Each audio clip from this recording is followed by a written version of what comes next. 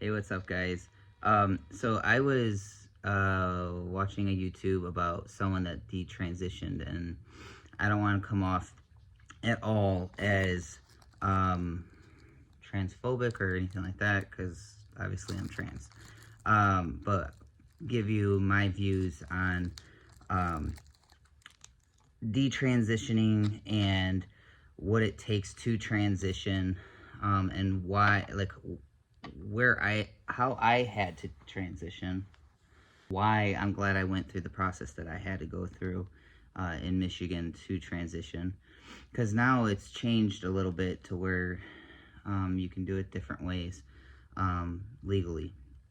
So how I transitioned was, um, when I first started testosterone, I had to get a letter from my therapist, and you had to been with a therapist for at least a year and be in the male role, like dressing, acting, all that, for about a year or so.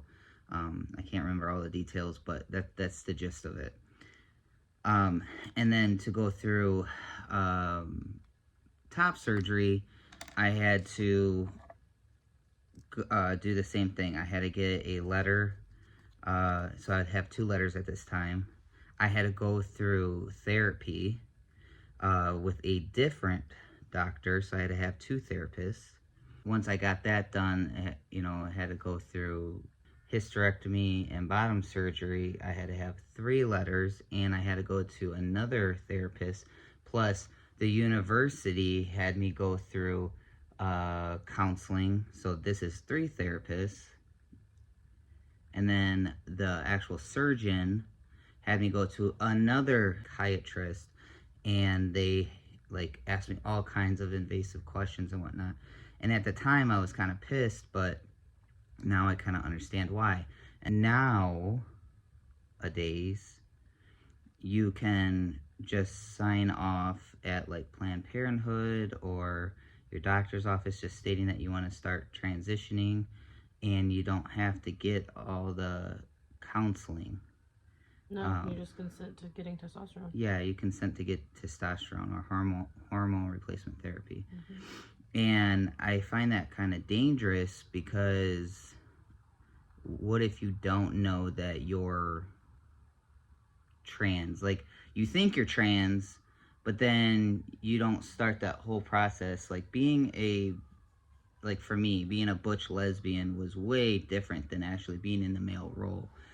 Not only are you not just portraying a male or trying to act like a male, but you're interacting as a male every single day with other cis males, other people, and you don't really get a feel for it until you've trying to be like, my name's Reese, um, and my voice changing and stuff like that. That's when I was like, this is really different. And then I continued therapy because when I went through all my other surgeries, I questioned myself. Mm-hmm. So my point in being is, you need to be able to go through all the steps, all the therapy, because if I didn't have the therapy and stuff like that, Mm-hmm. I don't think I would be mentally ready to transition, because there's a lot of hate out there, there's a lot of other stuff. But and so that brings to the point that we were talking about. You feel that it's best that individuals go to counseling and get their letters, whether it's for whatever their hormone replacement therapy is, um, for however they're transitioning. Um, you feel that that's very important, so they know that they have what is it called? GID. Yeah, gender identity disorder.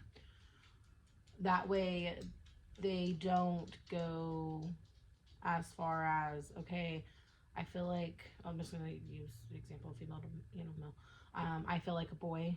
I want testosterone. Um, my doctor will sign off on it. I can have it. And then, you know, 6 months to a year later, I'm like, no, I'm not a boy. Like, I was wrong. I'm just a very masculine lesbian. Like, what did I do to myself? Because once you start you can't go back. Yeah, there's no There's going always back. going to be something, whether you start growing facial hair or your voice deepens, or, you know, whatever. Your facial structure changes. Yes. Like, Yeah. I mean, your whole jawline is different from pictures I've seen of before. Yeah. I mean, there's so much that changes within your body just from that. Mm-hmm. You know, hopefully you would realize that you were wrong before you went as far as the surgeries, you know, top surgery, bottom surgery, like that. But the point is, no matter what, it just gets more severe of not being able to change your mind the further you go. Right. So I feel like it's very important, and I understand how, like, obviously I don't understand because I've never been in this situation, but I understand how frustrating it can be whenever you're like, I just want to do this. Yeah. Yeah. I am a male. I want, you know, I want my outer appearance to match my inner, and like you want to get it boom, boom, boom done. But at the same time, I really do see where doctors and counselors are coming from because, you know, like you said, you've seen a YouTube video. There's another person that I was shown Mm-hmm. that you know, Mm-hmm. or whatever the situation may be, that changed their mind. Yeah. And I see what that person looks like now. Yeah, what they look like now. And it's nothing. It's, you know, it's not about their actual appearance, but you feel bad for the person because they detransitioned and now they have all the male symptoms or the opposite sex that they're trying to match again. Mm-hmm. And you were like, they pretty much have a hard time being themselves now because they are they look like a boy or Mm-hmm. whatnot, and they're trying to go back to being female, but now they're scrutinized for the rest of their life because they permanently changed Mm-hmm. and altered their physical structure. Yeah, and like I told you, if our daughter came to me, and obviously, Well, and she's 10, I don't know if they know that or not, but yeah, you know, if she, I mean, she has came to us, but like Yeah. if she came to us and was like, I am a boy, that's who I am, that's who I want to be, you know, I want to cut all my hair off, like, I would support her, as in I would cry, but I would let her cut her beautiful hair off. yeah, I would let her buy boy clothes. I would let her do all of that, but I could not, and also just knowing our daughter, I could not in my heart let her start like testosterone or something, which I don't think they give to kids that young anyways, but I'm just saying, even if they did, like, I couldn't in my heart do that because I know that a month later she'd be like, I'm just kidding, like, I want my hair to grow out, I want to wear dresses. But back to, she has came to us, Yeah. and especially whenever she found out that you were trans and Right. what all that entailed, she was like, well, I want to be a boy so I can be strong like dad, I want to do Right. what dad's doing, so I need to be a boy. Right. You know, she was coming to us saying she wanted to be, and she was like a month solid, like, Yeah. I want to be a boy. Right. And did she change her mind? She's like, oh no, I think I'm a girl, I want to stay a girl. Right. So like with her, she's so indecisive and things like that, but a lot of kids are like that. Mm-hmm. Like I never in my right mind could let any of my children that young, or, you know, even if she was 15, like, I could not let them take hormones and change their body. Right. And that's where I come up with the, you know, I like, if they want to do something, do blockers. Yeah. You know, the side effects of that are Late puberty, bone density, Mm-hmm. stuff like that. But that's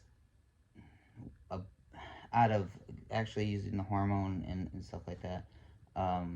It's a safer route to go. Because I don't want anyone that watches this to get it wrong. Like, I will support my children no matter what. I'll be there for them, whether they're straight, gay, lesbian, bisexual, trans, like, whatever, whomever they want to be. Right. I'm there for them. Like, I'm a supportive parent completely. I just wouldn't want her to, okay, let's do all this, let's change your actual body, Right. and then you change your mind and you have to deal with that. Not just her deal with that, but people are cruel.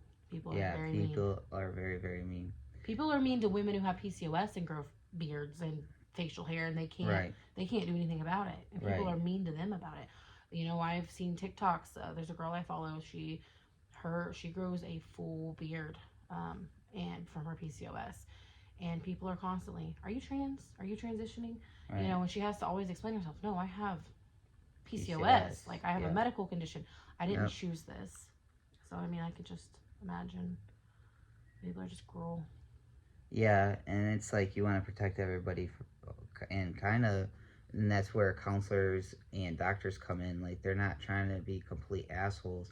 Like when I was in the thick of it, that's what I thought. I was like, no, they're just, they're trying to, the insurance company and the counselors and the doctors are just trying to control us and limit us to being able to transition. Mm-hmm. But when I look at it now, it's more of, okay, they have so many people that come in Mm-hmm. that say I have gender identity disorder, um, but do they truly have it? Like, Yeah. I mean, I was asked questions of when was the earliest stage that you thought you were a boy, or when you acted like a boy,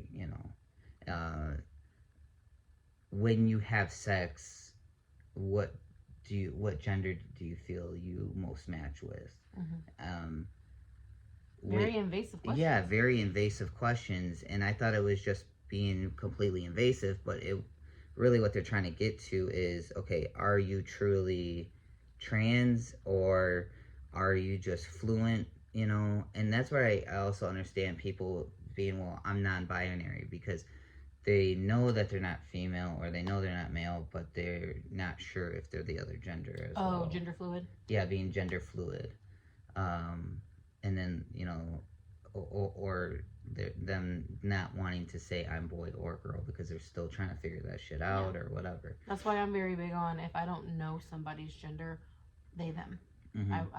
That's what I will call that person until they give me their pronoun or something, because I don't want to be disrespectful. Like when we went to breakfast and we were like,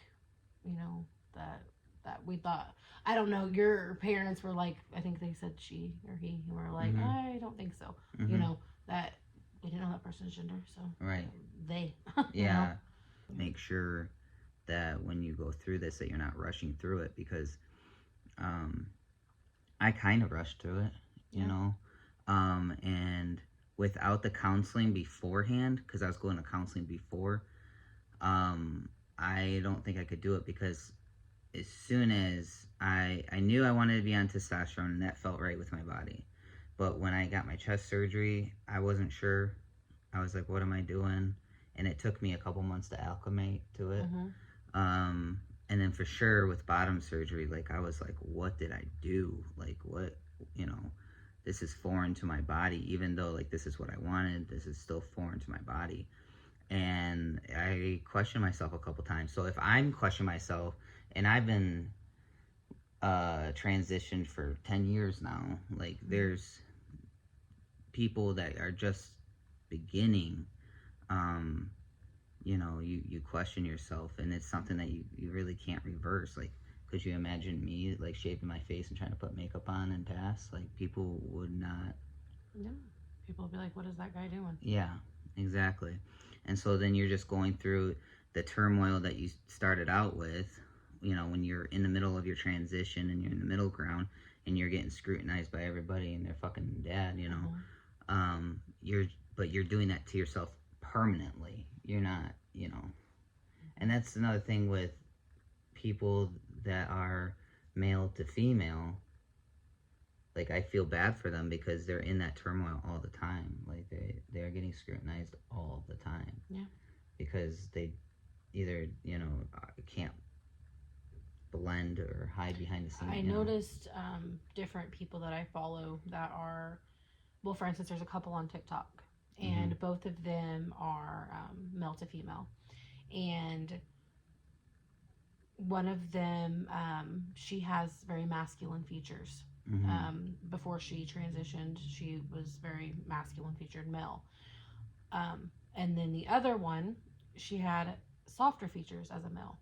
So with her, like, she was able to blend, and they talk about it, she was able to blend better because of her genetics being that way. Right. But there is a majority of male to female that the masculine features are just too much. And I was going through like Dr. Crane's surgeries that they offer, and there's so many for male to female, because there's like the facial reconstruction, the Adam's apple, like Yeah, the Like they shaving shave it. down. Yeah, they shave it down. Yeah, You know, there's just so many different things that it's hard. it is I mean, hard. it's hard for both Both, genders. Yeah, I'm but not saying it's much that. harder, I feel, for male to female, and I Mm-hmm. sympathize with them. So, and that brings back to the hormone blockers, like Mm-hmm. parents that are like not sure what they want to do with their kids. You know, their kids have been adamant for a whole year. You've shaved their head, but they still want to be on hormones and stuff like that. Like, Mm-hmm. it's hard to not just to say yes because you love your child or whatever, and you're trying to be supportive. Yeah, and you want to make them happy, but I truly believe hormone blockers, because I didn't even know who I was literally, like, until I was like 24. Yeah. You know, like, just as a person. I still question who I am. Yeah. I'm almost 30. I mean, you evolve over time so much.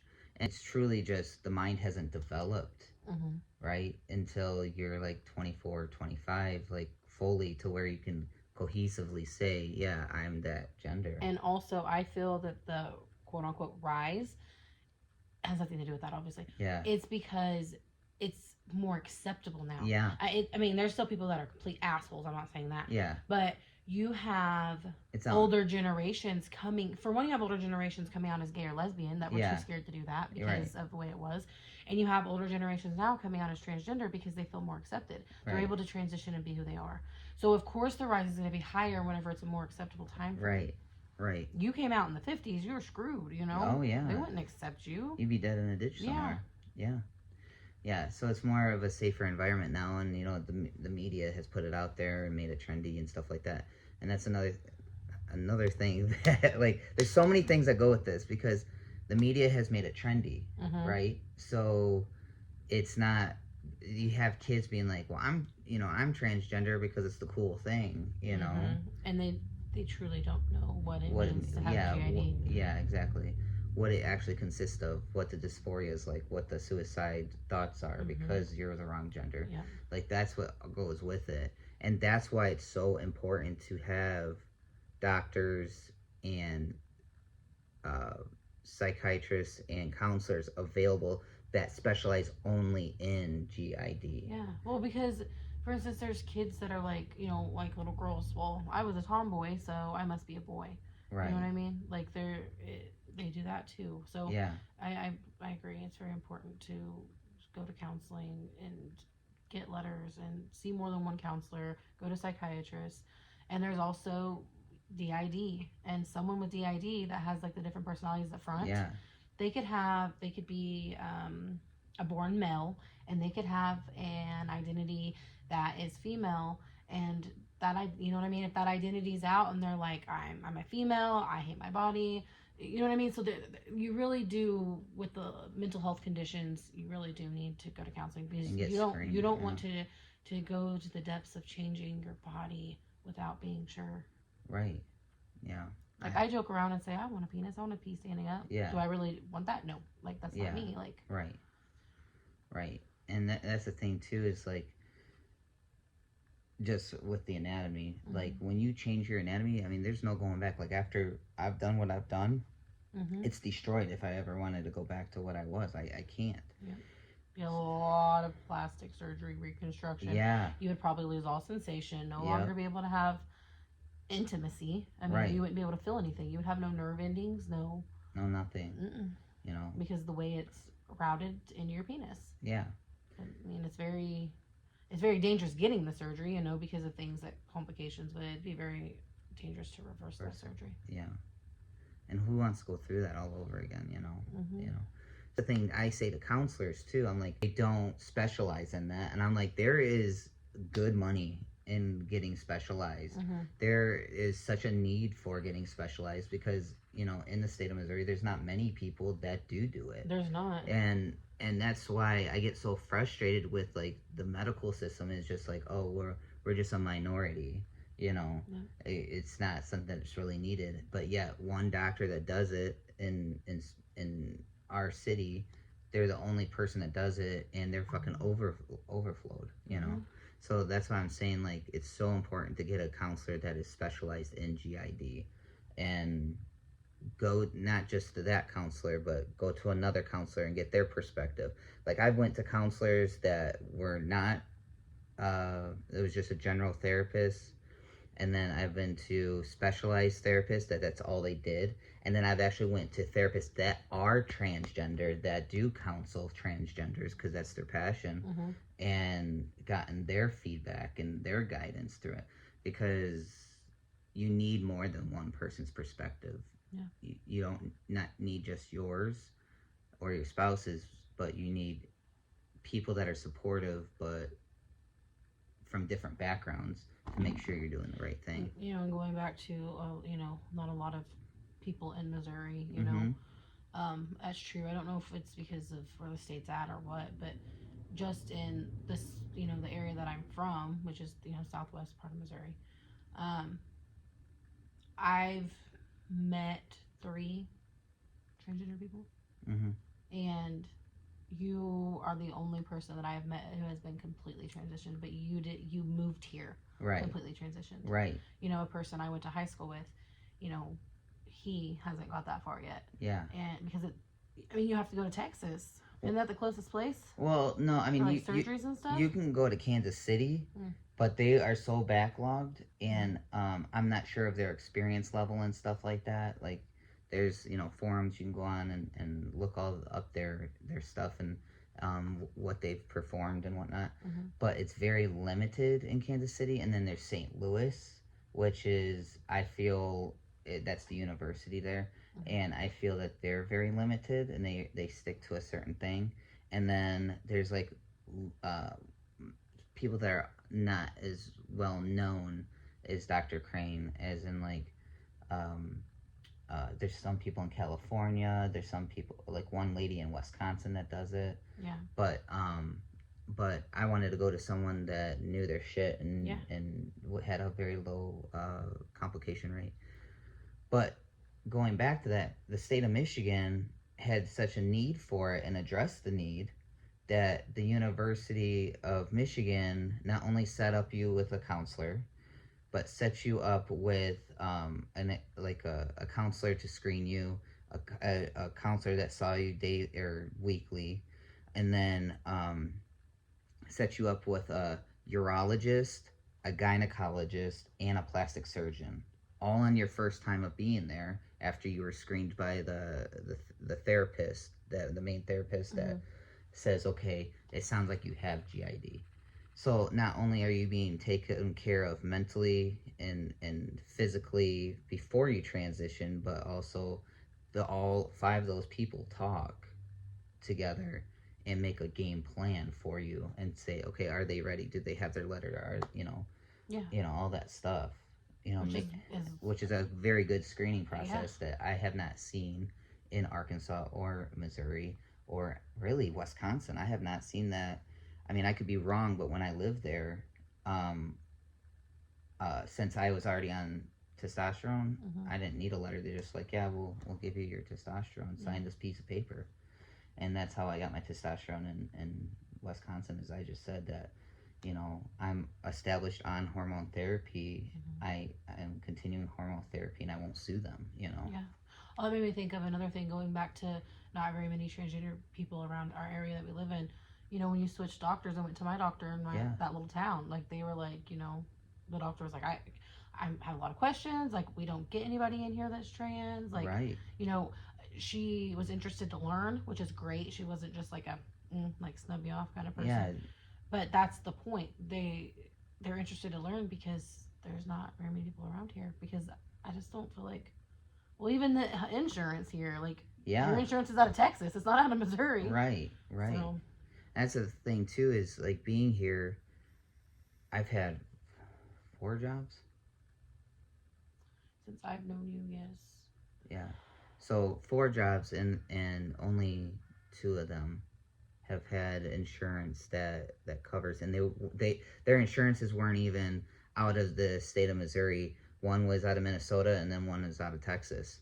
So, and the reason for changing jobs is to have that insurance. You have to have it.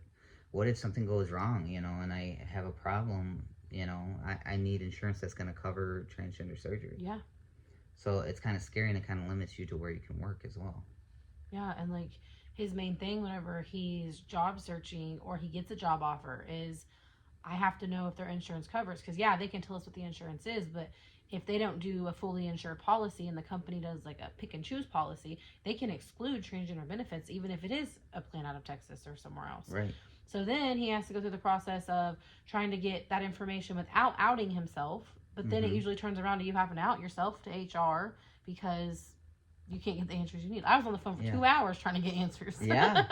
And then I was on the phone. Yep. And for another hour. But thankfully, the company he works for is very LGBTQ plus. I don't know how many letters are anymore. Yeah. But anyways, they're very friendly. Yeah.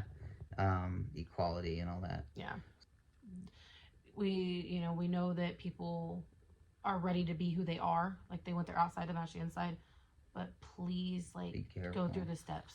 Yeah. Like, as frustrating as it may be, because you're like, no, I know I'm the wrong gender. There's some people who don't strongly know that they are the wrong gender, and without those steps taken, you've personally seen somebody that has to live with taking the first step towards it, and already in detransitioning just from that first step was hard. Right, and it's not just the physical things either; it's the mental. No, absolutely. Because you're trying to, so like when you're transitioning, you're trying to get rid of the dysphoria, and you're trying to get rid of the bad feelings that you're getting because you're the wrong gender. But then if you choose that, you're actually giving yourself dysphoria and giving yourself a mental issue. Absolutely, I just if you're transitioning and you don't have it, you're going to have it. That would be me. I can just think of myself because as an example, because like if I was to start transitioning, like I could see how like I would panic. Like this isn't me. I'm in the wrong body, Yeah. So like it kind of flip-flops it. Yeah. And then if you ever wanted to have children or whatever like that, I mean, you're screwing. Oh yeah, because even with PCOS, testosterone's too high in women with PCOS, or even the free total testosterone's too high in women with PCOS, and that makes it very complicated to get pregnant. I can only imagine. I have PCOS. I don't know if they know that or not, but I can only imagine if I was taking testosterone. Yeah, on top of that, and then being like, oh wait, this isn't what I wanted, and then going back to being a female. Not only is it going to make my stuff worse from already having PCOS, but it would probably completely ruin my chances of getting pregnant. Yep. Yeah. I believe it would completely just be gone. Yeah. That's scary. I didn't even think about that part of it. Yeah. Yeah. It totally alters your body, inside and out. I mean, that's why my face has changed. That's why my voice has changed. My body isn't even the same anymore. I hold my weight in different areas. I hold my muscle. I maintain muscle now to where I didn't maintain muscle before. My hips have changed. Yeah. Like the alignment. Just the alignment of my hips have changed. Seeing pictures of you before and then you now, completely different. Well, for instance, like, so I like to make fun of Reese's eyebrows from when he was a boy. Shut up. Anyways, I had pencil eyebrows. They were horrible. He sent me a picture and was like, I'll pluck your eyebrows like this. These ones looked good. So I showed my aunt, which my aunt knows that he's trans. And I showed my aunt and I was like, look at these horrible eyebrows. And she kind of looked at it funny. And I was like, that's Reese. She's like, I would have never have known that was Reese if you didn't tell me. She said, maybe I could have figured it out by the smile, like your teeth. Yeah. She's like, but other than that, she's like, that looks nothing like Reese. She's like, that face is completely different. Because it is. Your jawline, everything. It's completely different. Yeah. So it just shows you the power of hormone, and how it can screw your body up. Yep. I mean, I'm already a stocky broad. If I took fucking testosterone, you'd be a bitch girl. I would be a ripped man. You'd be ripped as fuck. I'd go to the gym. I'd be huge. I'd be like a freaking bodybuilder. No, I'm too lazy for that. I'd just be a fat dude sitting on the couch. But it changes.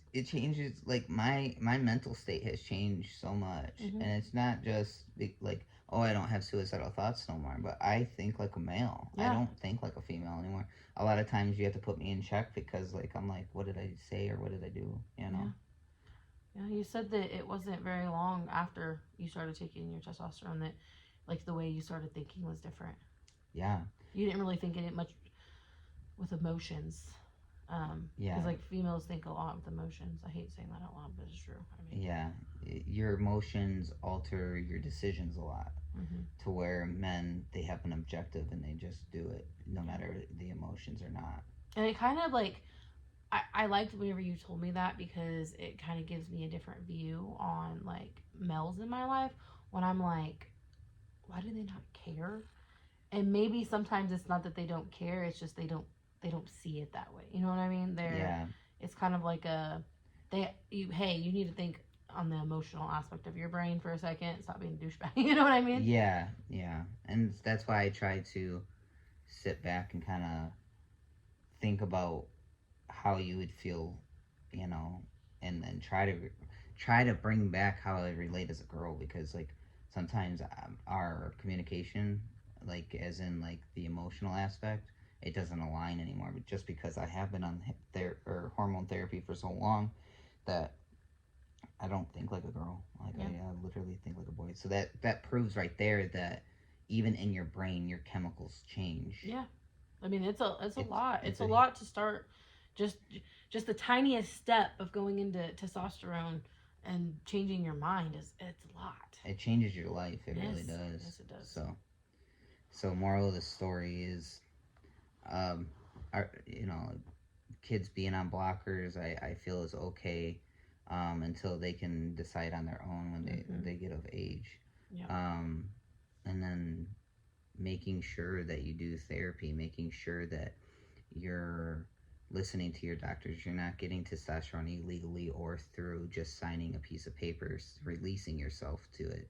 Um, you know, I understand when you don't have um, insurance and stuff like that, but I didn't have insurance 3 years of transitioning, and I just worked my fucking ass off and got the money that I needed. I used to pay like $200 for my testosterone. Really? I used to pay $50 a session each week, and I literally walked to the counseling center because I didn't have a car, you know, to get it done. So, I mean, there's no excuse for not getting it done, and that maybe sound harsh, but some people are like, well, I don't have insurance, so I have to do it this way or that way. No, because now testosterone for 2 vials, I don't know how big they are, is 25 bucks. Well, it's like 23, so it's like 25 bucks. Yeah. For 2 vials, which is that's name brand depot testosterone. Yeah.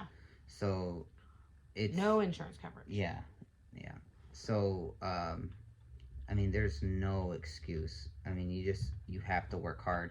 You have to put up with people being douchebags at work and stuff like that, so you can get the shit done that you need to get done. But yeah, there's no excuse not to go to counseling and not go to a doctor that specializes in that and shit. Yeah.